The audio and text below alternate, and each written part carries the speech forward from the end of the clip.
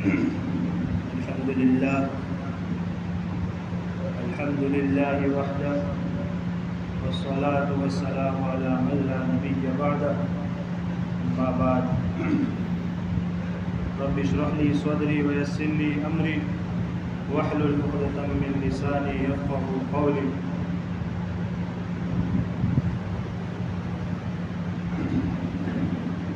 بہت ہی قابل احترام اور دینی بھائیوں، اللہ کا لاکھ و کروڑہ احسان ہے کہ اللہ تعالیٰ نے ہم کو مغرب کی نماز باجماعت پڑھنے کی توفیق عطا فرمائی اور تھوڑی دیر دنیاوی زندگی میں سے تھوڑا وقت نکال کر دین کی خدمت کے لیے جمع فرمایا۔ میں اللہ تعالیٰ سے دعا گو ہوں کہ اللہ تعالیٰ مجھے اور حضرات کو موت تک ایسی بابرکت مجلسوں میں بیٹھنے کا عادی بنائے۔ محترم بزرگوں اور دوستوں، اللہ کا ایک احسان یہ بھی ہے کہ اللہ تعالیٰ نے ہمیں اللہ دیا، ایسی پاک ذات جو ہر وقت انسانوں کی نہیں بلکہ دنیا کے اندر بسنے والے ہر جاندار کی ہر وقت نگرانی کیے ہوئے، کب کس کو کیا ضرورت ہے، کس کو کب کیا چاہیے، ہر وقت وہ سامنے لا کر رکھ دیتا ہے۔ انسانوں کو روزی دینے والی ذات اللہ کی، چرند پرند کو روزی دینے والی ذات اللہ کی، بڑا مہربان اللہ ہے، نہایت رحم کرنے والا اللہ ہے، الرحمن ہے، الرحیم ہے، انتہائی رحم کرنے والا ہے۔ دنیا کے اندر اس سے زیادہ رحم کوئی نہیں کر سکتا۔ اتنا بڑا مہربان اللہ ہم کو ملا ہے، یہ اللہ کا ہم پر احسان ہے۔ کب کون سے بندے کو کس چیز کی ضرورت ہے، کب کس کو روٹی کی ضرورت ہے، کب کس کو پیسوں کی ضرورت ہے، ہر چیز مہیا کر دی ہمارے لیے۔ اتنا بڑا مہربان اللہ، رحمانیت اس کی کیسی؟ ابراہیم بن ادہم رحمۃ اللہ علیہ بہت بڑے اللہ ولی، انہوں نے اپنی زندگی کو اللہ کے لیے صرف کر دیا، اتنے بڑے اللہ ولی تھے۔ وہ فرماتے ہیں کہ میں ایک دن کسی کے یہاں مہمان بنا، میں نے دیکھا کہ ایک کوا آیا اور روٹی لا کر چلا۔ اب اللہ والوں کا یہ مزاج رہتا تھا کہ وہ ہر وقت اللہ ہی کو تلاش کرتے، ہر چیز میں اللہ ہی کو ڈھونڈتے۔ جیسے آج کل دنیا کے اندر پیسہ کمانے والا، پروفٹ دیکھنے والا پیسہ ہی کو ڈھونڈے، ہر چیز میں پیسہ ہی تلاش کرے، تو اللہ والے جو ہوتے ہیں وہ ہر چیز میں اللہ ہی کو تلاش کرتے۔ تو وہ کوے کے پیچھے ہو لیے کہ کیا ماجرا ہے، کوا روٹی اٹھا کر گیا ہے، کوا جا رہا ہے، ابراہیم بن ادہم ان کے پیچھا کر رہے ہیں۔ دیکھا کہ ایک ٹیلے پر جا کر کوا رک گیا اور روٹی وہاں پر رکھ دی۔ ابراہیم بن ادہم ٹیلے پر چڑھ کر دیکھا تو ایک نوجوان ہے جو بندے ہونے کی حالت میں، کسی نے اس کو قید کر کے رکھا، اللہ نے یہ اس کے کھانے کا انتظام کیا۔ ایسا مہربان اللہ، کیسا مہربان۔ ذوالنون مصری رحمۃ اللہ علیہ کا واقعہ فرماتے ہیں کہ ایک دن میں گھر میں آرام کر رہا تھا، اچانک بے چینی ہونے لگی تو ٹہلنے کے لیے میں باہر آ گیا، نہر کے کنارے پر ٹہلنے کے لیے میں باہر آ گیا۔ باہر آ کر دیکھا کہ ایک بچھو ہے جو نہر میں کود پڑا، اب نہر کے اندر ایک مینڈک آیا اور بچھو کو اپنے اوپر سوار کر لیا. اللہ کی قدرت دیکھو, اللہ کی رحمانیت دیکھو. مقصود یہ ہے کہ اللہ کی رحمانیت ظاہر کرنا مقصود ہے. تو مینڈک نے بچھو کو اپنے اوپر سوار کر لیا. ذوالنون مصری رحمۃ اللہ علیہ کہتے ہیں کہ میں بھی ان کے پیچھے ہو گیا کہ ذرا دیکھوں کہ مینڈک نے بچھو کو سوار کیوں کیا. نہر کے اس کنارے پر جا کر مینڈک نے بچھو کو پھینک دیا, یعنی اتار دیا. ذوالنون مصری کہتے ہیں کہ میں نے جب اس کنارے پر پہنچا تو دیکھا وہاں پر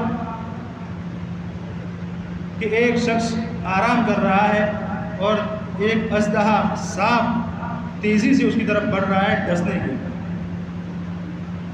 تو یہ بچھو اتر کر اس سانپ کے پاس گیا اور سانپ کو بچھو نے ڈس لیا اور سانپ نے بچھو کو ڈس لیا. دونوں نے ایک دوسرے کو ڈس دیا, دونوں مر گئے. بندے کی اللہ تعالیٰ نے حفاظت. یہ ہے اللہ تعالیٰ کی رحمت. کیسا رحیم ہے وہ. تفسیر ابن کبیر میں امام رازی رحمۃ اللہ علیہ لکھتے ہیں کہ ایسا سنا ہے کہ جب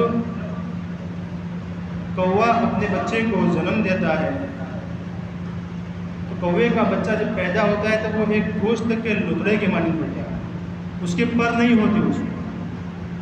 تو وہ کوا جو ہے وہ یہ سمجھتا ہے کہ یہ تو میرا بچہ ہے ہی نہیں, یہ میرا بچہ ہے ہی نہیں, چھوڑ کر چلا جاتا ہے. اس کے کھانے کا انتظام اللہ کیا کرتا ہے, مچھروں کو بھی, مکھیوں کو اس کے پاس بھیجتا ہے. مکھی کیوں آئے گی؟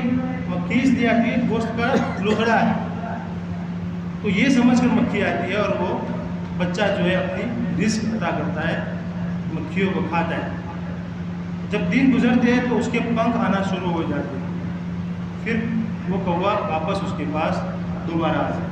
یہ اللہ کی رحمت ہے. ایسا مہربان اللہ ہم کو ملا. اللہ کی رحمانیت کی کوئی انتہا نہیں. بتانے والے کی زبان قاصر ہے, لکھنے والے قلم تھک چکے ہیں اللہ کی بڑائی کرتے کرتے, لیکن اللہ کی بڑائی کوئی کما حق کا وعدہ نہیں کر سکتا. اتنا بڑا مہربان اللہ ہم کو. اس اللہ نے ہمیں دنیا میں ایک مقصد کو لے کر بھیجا. کیا مقصد ہے؟ اللہ تعالیٰ کا مقصد یہ ہے کہ میرے بندے دنیا کے اندر رہ کر میری فرما برداری کرے اور میں ان کو بدلے میں جنت. یہی مقصد ہے اللہ. اللہ نے دنیا بنا دی, ہم کو دنیا کے اندر بھیج دیا, تو ہم سب پر یہ ضروری تھا. اگر کوئی نبی نہ آتا پھر بھی ہم پر یہ ضروری تھا کہ ہم سورج اور چاند کو دیکھ کر, آسمانوں کو دیکھ کر, ستاروں سیاروں کو دیکھ کر اللہ کی پہچان اپنے دل میں بسائے. یہ ہم پر ضروری تھا. لیکن پھر بھی وہ کریم ذات, وہ مہربان اللہ نے ہماری رہبری کے لیے نبیوں کا سلسلہ شروع کیا. ایسا مہربان نبی آتے گئے. آدم علیہ السلام آئے, شیش علیہ السلام آئے, نوح علیہ السلام آئے, عیسیٰ, موسیٰ, نبی آتے گئے. آخرکار میرے اور آپ کے آقا تاجدار مدینہ فخر دو عالم صلی اللہ علیہ وسلم دنیا کے اندر تشریف لائے. سب کا کہنا ایک ہی تھا, قولوا لا الہ الا اللہ تفلحون. اے لوگو کلمہ پڑھ لو, کامیاب ہو جاؤ. یہ دین جو آج ہم تک پہنچا ہے یہ انہی انبیاء کی قربانی ہے, یہ صحابہ کی قربانی کے نتیجے میں ہم تک پہنچا. یہ اولیاء اللہ کی قربانی کے نتیجے میں آج یہ دین ہم تک پہنچا. ایک مرتبہ آپ صلی اللہ علیہ وسلم جا رہے تھے. ابو لہب جو ہر وقت آپ صلی اللہ علیہ وسلم کے در پہ رہتا تھا, ہر وقت یہی سوچتا تھا کہ کب موقع ملے اور کب آپ صلی اللہ علیہ وسلم کو پریشان کرے. تو ایک مرتبہ آپ صلی اللہ علیہ وسلم جا رہے تھے. ابو لہب شراب کے نشے میں دھن بیٹھا ہوا تھا. اس نے آپ صلی اللہ علیہ وسلم کا مذاق اڑانا شروع کر دیا کہ دیکھو بھائی یہ محمد جا رہے ہیں, دیکھو یہ محمد جا رہے ہیں جو کہتے ہیں کہ میں اللہ کا نبی ہوں. کہ اللہ کو نبی بنانے کے لیے یہی ملے تھے. ایسے ایسے کلمات سے آپ صلی اللہ علیہ وسلم کو ستا رہا. آپ صلی اللہ علیہ وسلم کی ذات سے ہم سب واقف ہیں. آپ صلی اللہ علیہ وسلم نے کوئی جواب نہیں. چلتے رہے. ابو لہب کو اور غصہ آیا کہ میری بات کا جواب کیوں نہیں ہوا, کیوں وہ میرے سامنے نہیں ہوئی. وہ تو موقع ہی ڈھونڈ رہا تھا کہ جب اگر وہ سامنے ہو جاوے تو کیا ہے ہم ان سے مقابلہ کر لیں. آپ صلی اللہ علیہ وسلم سامنے کچھ بولے ہی نہیں. آپ صلی اللہ علیہ وسلم چلتے رہے. ابو لہب نے کیا کیا؟ اپنے دوستوں کو بلایا. تقریباً 11 یا 12 دوست تھے. ان کو بلایا اور کہا کہ چلو نبی آپ صلی اللہ علیہ وسلم کے پیچھے چلو، محمد کے پیچھے، حیران کرنے کے لیے، پریشان کرنے کے لیے. وہ سب پریشان کرنے لگے آپ صلی اللہ علیہ وسلم کو. کیا کہتے ہیں؟ آپ صلی اللہ علیہ وسلم نے کہا بھئی تم کیا چاہتے ہو؟ کیا چاہتے ہو تم؟ کیوں پریشان کر رہے ہو؟ تو انہوں نے کہا تم اللہ کے نبی ہو؟ آپ صلی اللہ علیہ وسلم نے کہا بے شک. کہا کہ قرآن تم پر اترتا ہے؟ کہا ہاں قرآن مجھ پر اترتا ہے. کہا جبریل تمہارے پاس آتے ہیں؟ کہا ہاں میرے پاس آتے ہیں. کہا تم اللہ سے باتیں کرتے ہو؟ کہا ہاں میں اللہ سے باتیں کرتا ہوں. پھر انہوں نے کیا کہا؟ انہوں نے کہا کہ ایک کام کیجئے، آپ اس طرف گھومیں، اپنا چہرہ اس طرف پھیر لیجیے. آپ صلی اللہ علیہ وسلم نے کہا بھائی میں چہرہ اس طرف کیوں؟ انہوں نے کہا اگر تم سچے ہو تو چہرہ اس طرف کر دو. آپ صلی اللہ علیہ وسلم چہرہ اس طرف کر لیا. پھر وہ 11-12 جو آدمی تھے، جو ساتھی تھے، انہوں نے اپنی اپنی مٹھی میں الگ الگ چیزیں اٹھائی. کسی نے کنکر اٹھایا، کسی نے مٹی اٹھائی، کسی نے لکڑی کا تنکا اٹھایا، کسی نے کھجور کی چھال اٹھائی. الگ الگ چیزیں مٹھی میں اٹھا. پھر کہتے ہیں کہ محمد بتاؤ اگر تم اللہ کے نبی ہو، اگر تم پر غیب کی باتیں آتی ہے تو بتاؤ کہ ہماری مٹھی میں کیا ہے. کتنا سخت امتحان، کتنا سخت امتحان. آپ صلی اللہ علیہ وسلم مسکرائے. فتبسم رسول اللہ صلی اللہ علیہ وسلم، مسکرائے اور کہا کہ بھئی کمال یہ نہیں ہے کہ میں بتاؤں مٹھی میں کیا ہے، کمال تو یہ ہے کہ تمہاری مٹھی میں جو چیز ہے وہ بتائے کہ بھئی میں کون ہوں.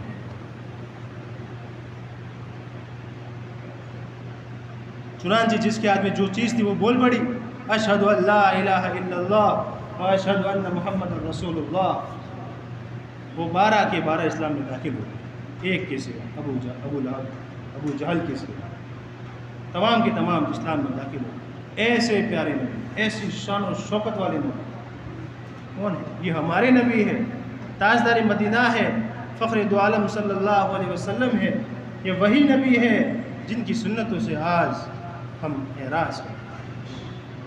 کتنے بڑے دکھ کی بات ہے میرے عزیزوں کہ آج ایسے پیارے اخلاق والے محسن جو ہمارے لیے سراپا رحمت ہے، ایسے تاجدار مدینہ فخر دو عالم صلی اللہ علیہ وسلم کی سنتوں کو ہم ذبح کرتے ہیں. کتنی سخت بات ہے میرے عزیز. ہر موقع پر میرا امتی، میرا امتی، یا اللہ میری امت، یا اللہ میری امت، کیا کرو کیسے کرو میری امت بخش جائے. ایسے نبی کی سنتوں سے آج ہم اعراض کریں. کتنے بڑے دکھ کی بات ہے. یہ اعراض کرنا کیوں لازم آتا ہے؟ اس لیے لازم آتا ہے کہ ہمارے دلوں میں ایمان کی محبت نہیں ہے. ہمارے دلوں میں تاجدار مدینہ فخر دو عالم صلی اللہ علیہ وسلم کی محبت میں کمی ہے. مسلمان اس وقت تک کامل مسلمان نہیں ہو سکتا جب تک کہ وہ اپنے گھر والوں سے، اپنی جان سے بھی زیادہ اللہ سے اور اس کے رسول سے محبت کرنے والا نہ بن جائے. آج ہمارے دلوں میں کمی ہے اس بات کی. اسی کمی کو دور کرنے کے لیے، محبت کو جگانے کے لیے، اسلام کے خاطر اپنی محبتوں کو زندہ کرنے کے لیے یہ تبلیغ والی محنت ہے میرے. یہ احسان ہے ہم پر حضرت مولانا الیاس صاحب رحمۃ اللہ علیہ کا کہ انہوں نے یہ تبلیغ والی محنت ایجاد میں لائے.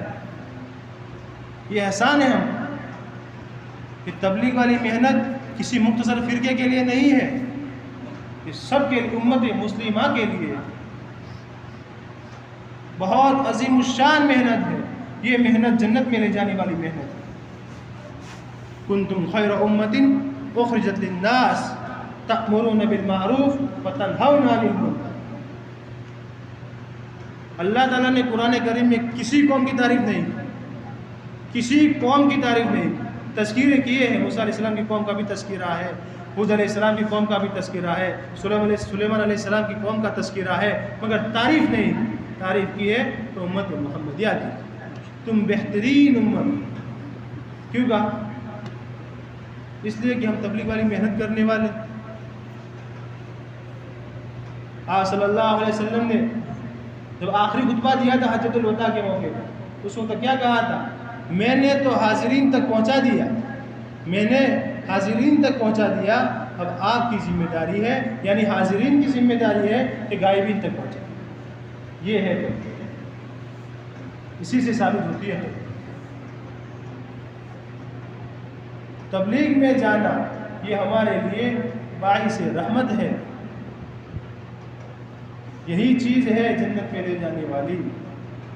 آج جو لوگ بھٹکے ہوئے ہیں اللہ کے راستوں سے، نمازوں سے دور ہے، روزوں سے دور ہے، اللہ کے دین سے دور ہے، رسول اللہ صلی اللہ علیہ وسلم کی محبت ان کے دلوں سے ختم ہو رہی ہے، ایسے لوگوں کی ضرورت ہے تبلیغ میں کہ ایسے لوگوں کو اللہ سے قریب کرے، مسجدوں سے قریب کرے، تاجدار مدینہ فخر دو عالم صلی اللہ علیہ وسلم کی محبت کو دلوں میں زندہ کرے۔